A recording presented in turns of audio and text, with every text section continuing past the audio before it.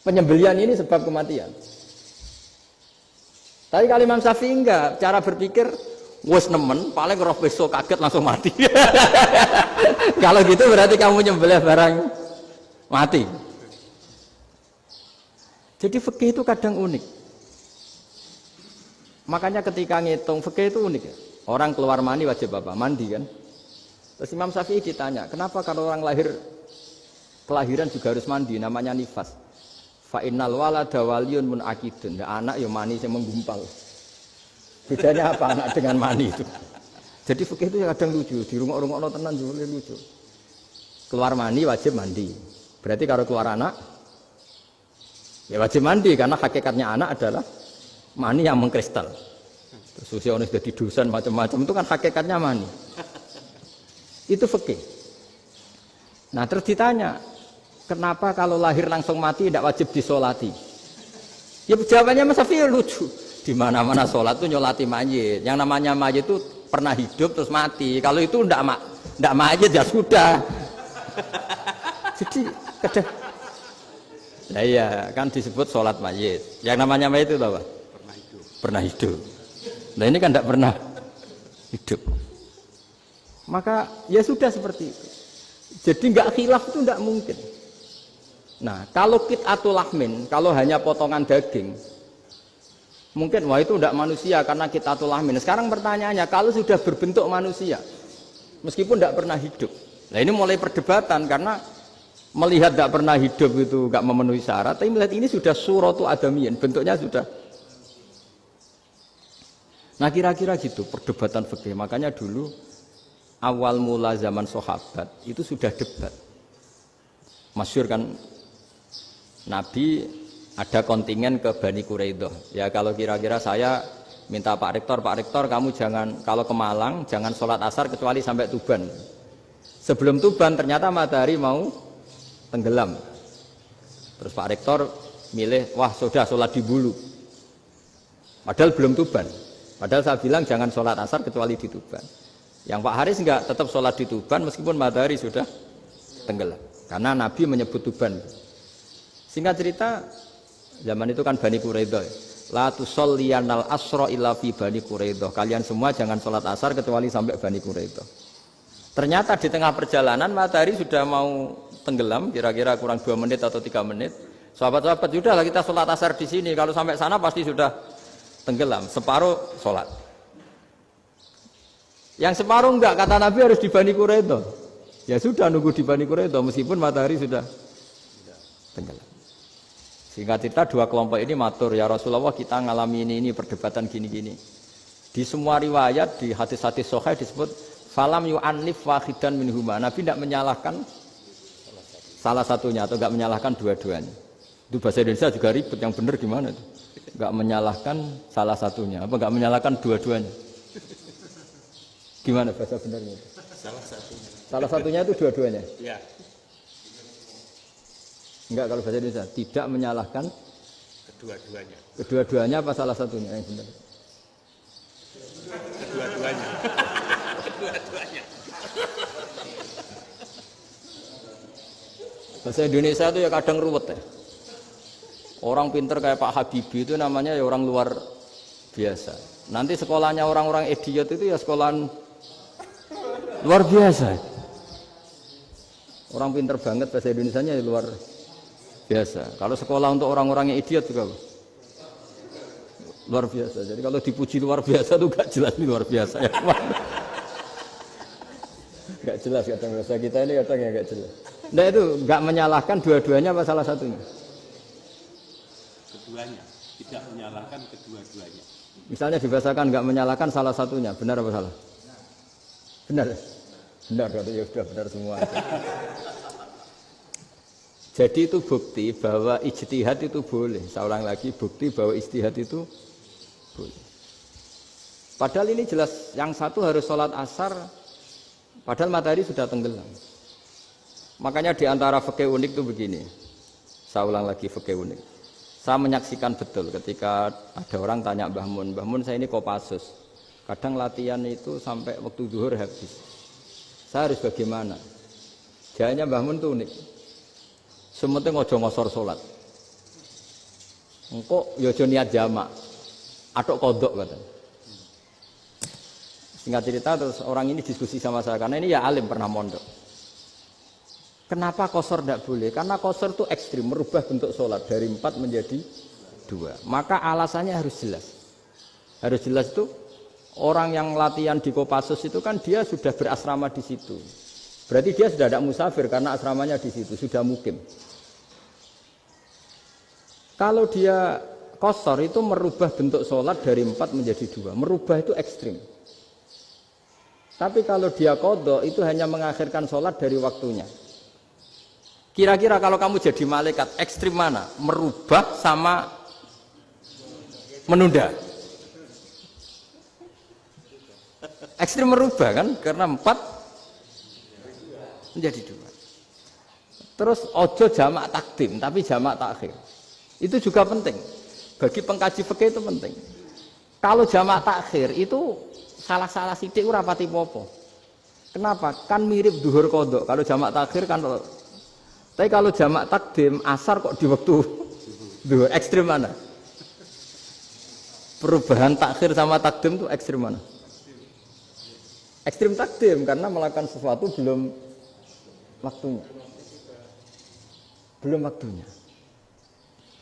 Jadi itu memang ya memang tadi kajian-kajian fikih itu memang unik. Karena bagi ahlinya, saya ulang lagi tapi ini saya ulang lagi bagi ahlinya. Makanya ketika Nabi menjamak sholat ketika nusuk, ketika haji itu kata Imam Syafi'i lis safar. Karena Nabi pergi jauh karena rumahnya Madinah. Tapi resikonya fatwa itu adalah orang Mekah nggak boleh jamak karena kawasannya nggak sampai 90 kilo lah kalau sekarang mungkin. Tapi kalau tahu Imam Malik enggak, yalin nusuk sehingga orang Mekah pun yang haji ya boleh jamak karena alasan jamaknya karena nusuk, karena haji bukan karena jarak. Terus diteruskan lagi. Kalau karena pergi boleh jamak, memangnya pergi itu kenapa? Karena repot. Nah itu masalah kan masakoh. Nah, terus mulai ada orang-orang yang ngawur kan resepsi jamak, ribet. Wes resepsi duit utangan kan capek. Wah itu sudah jamak. Ribet kan. Jadi kalau sudah illatul hukmi itu sudah mesti bikin masalah. Kalau sudah illatul hukmi itu pasti bikin masalah. Nah, pertanyaannya jamak itu masih gampang karena bentuknya sholat masih 4. Yang ekstrim kalau qasar karena bentuk sholat 4 menjadi 2. Maka kata Mbah Mun pesennya nak kue ra mesti benere jika alasan itu tidak mesti benarnya. Pokoknya sementing tidak qasar katanya.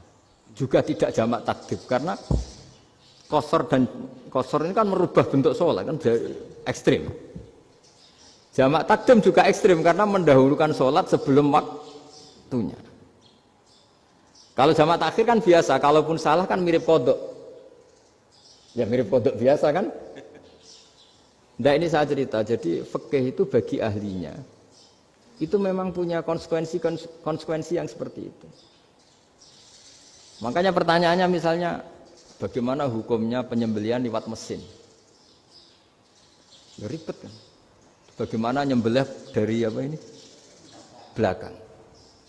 Saya baca di kitab-kitab nyembelih dari belakang itu ya hukumnya tetap boleh asal apa itu hulkum dan mari itu terpotong. Tapi pertanyaannya, jangan-jangan ayamnya sudah kaget dulu karena uratnya ini. Makanya perlu ditanya ahli medis, setelah uratnya tercabut ini jangan-jangan sudah berstatus mati. Kan potensi ketika dipotong dari sini, potensi sudah berstatus mati. Makanya, nah kalau misalnya menyembelih dengan bacok, itu langsung mati gimana? Itu tetap ada dokhtoh, kalau dalam bahasa fikih dokhtoh. Dia terkaget, begitu, ada dokhtoh karena nggak bisa bernafas terus mati. Berarti kelangsungannya bangkai. Jadi orang yang pengkaji fikih itu ya seperti itu, memang itu yang ditekuni. Tapi kita sebagai orang awam ya tadi, nak sing kecelakaan itu wedhus, ayam jago ngeman, tapi nak pitik cilik ikhlas.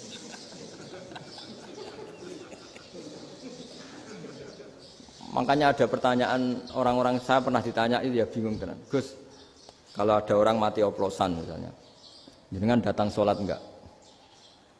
Ya datang sholat kan dia orang mukmin, saya tetap sholat. Kenapa? Ya kan matinya oplosan. Tapi andekan tokoh yang mati, kamu sholat enggak? Ya sholat kan dia tokoh. Jadi ribet. Fikih itu ribet. Makanya Imam Nawawi nanti ngendikan gini.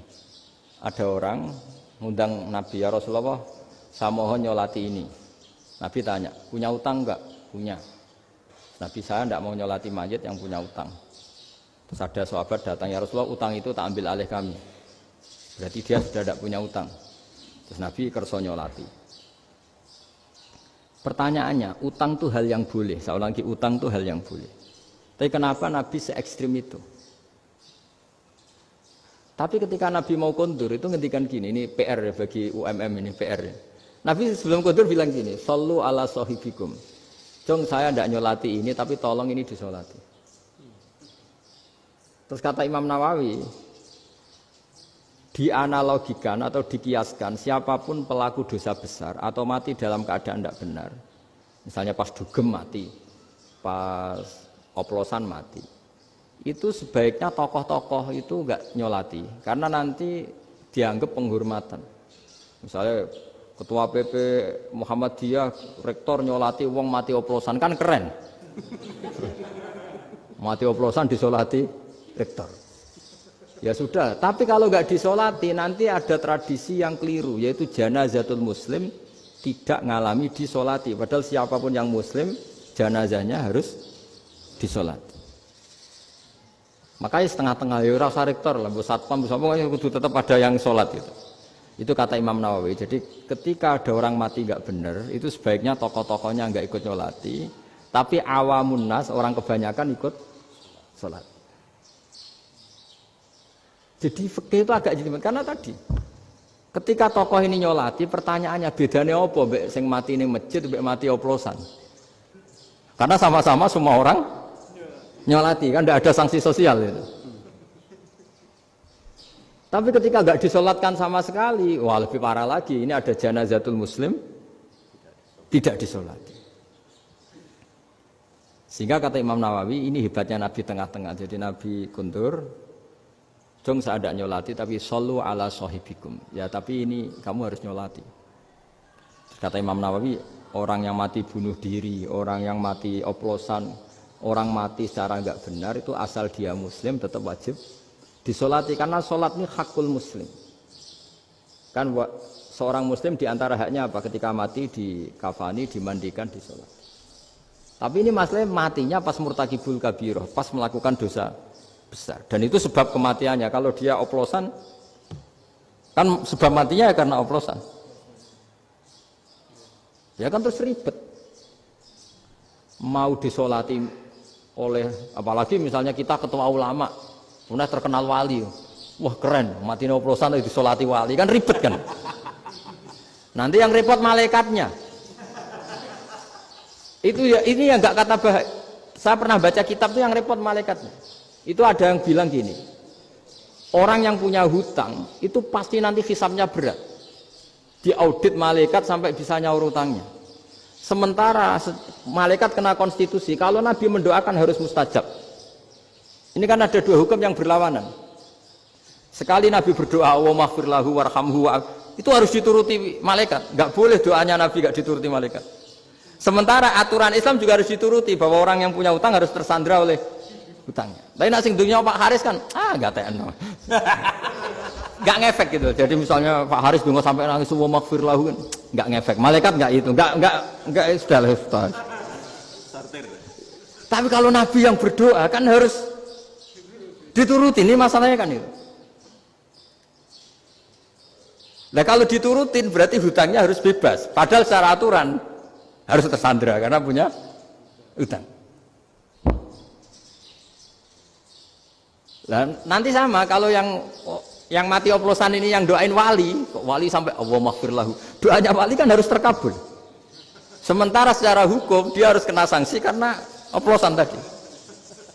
Daripada ngerepotno malaikat, sudahlah wali-wali ini tidak usah ikut nyolatin. Yang nyolati ya orang-orang nggak jelas ini, sehingga kan malaikat kan santai aja kalau mau nyiksa. Loh tapi kan sudah didoain, gak ngefek. Doanya orang-orang nggak penting. Itu ada tuh di sarah Muslim itu. Di sarah Muslim di bab ketika Nabi ngetikan babu qauli Rasulullah sallallahu alaihi wasallam sallu ala sahibikum. Jadi belajar fikih itu asik. Karena tadi harus dipelajari. Kalau enggak, ilmu ini hilang. Terus nanti takutnya lagi ilmu fikih itu direduksi sosial. Terus misalnya gini, pepe wong cilik wae kiai-kiai ra gelem nyolati. Orang melihatnya ini karena yang oplosan wong cilik om melarat ra disolati. Jajal bupati ya disolati, mergo amplope gede-gede kan terus ruwet kalau dianalisis gitu kan ruwet. Makanya kenapa saya harus ngomong fikih supaya semuanya itu enggak didudukkan urusan sosial itu. Nah kalau semuanya didudukkan sosial kan sentimennya sentimen sosial. Ribet. Padahal yang sering mati oplosan itu kan wong-wong cilik gitu loh, karena tadi. Kalau wong sugih kan pakai whisky yang mahal yang insya Allah tidak mati kan gitu. Yang mati kan yo mergo Pertos macam-macam itu kan. Artinya ini kalau nggak diterangkan secara fikih, kiai-kiai yang nggak datang dikira masalah sosial kan. PP salam tempel era gede terus nggak datang kan terus jadi ribet. Ya makanya ini apa lewat pengajian ini supaya sampean lebih tahu ya bahwa khazanah Islam ini kata beberapa ulama kafatal linnas, maknanya semuanya, sehingga Allah akan mentakdirkan kajian Islam akan ada di seluruh dunia. Jadi kenapa IAIN marak di Indonesia, UMM, Universitas NU banyak, karena agama ini kafatal